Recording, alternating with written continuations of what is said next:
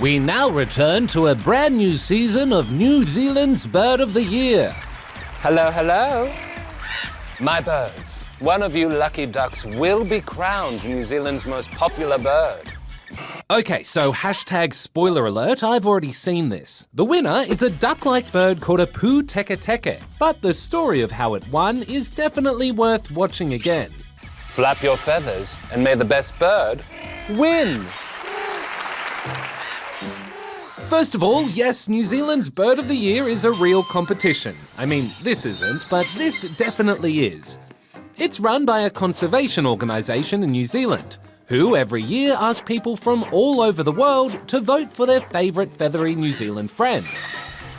In the past, we've had winners like the grey warbler, the kakapo, and the kiwi. But this year, things are a little different.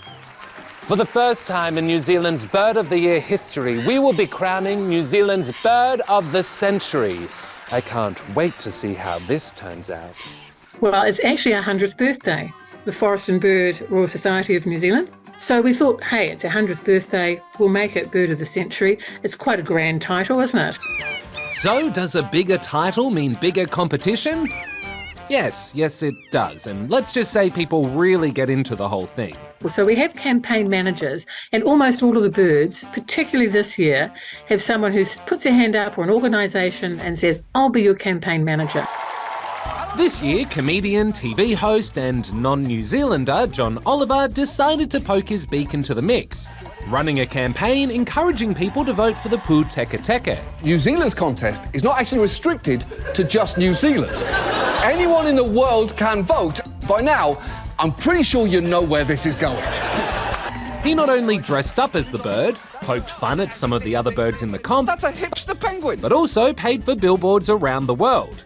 So, did it work? Did pū teke teke win? Yes, we already knew that. I told you at the start of the story. But the whole thing did cause a right flap. You birds really know how to ruffle some feathers. And there are people who are gutted that their bird didn't win, and they feel that it's unfair. And I understand that. Believe it or not, this isn't the first time the competition has been hit by controversy. In the past, there have been accusations of rigging, and 2 years ago, a bat won the competition. It's all about plight, and I think more people came to understand that there are many threats to the peka, the long-tailed bat. It's a cute little fuzzy creature, and I think that was 1 year well spent. The rigged voting was really interesting. So one of the reasons we've delayed our results this year is not only that we had hundreds of thousands of votes, but also in the past there has been rigging. While there are plenty of people who have been squawking over this, the organisers say that the comp is all about raising awareness for these animals. And given that this year there was a record-breaking turnout of more than 350,000 votes, I think it's fair to say they achieved their goal. It's all about giving the birds some profile.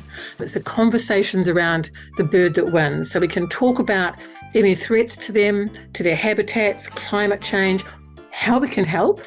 And we're saying, you know what? Everyone can help. Ooh, speaking of which, they're about to crown the winner.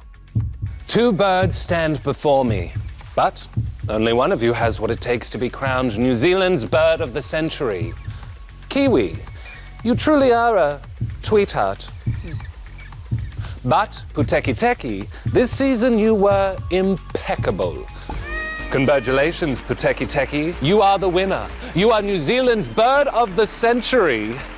Wow, who saw that coming? Oh wait, we all did. We all saw that coming. Now fly, my pretties, fly, fly!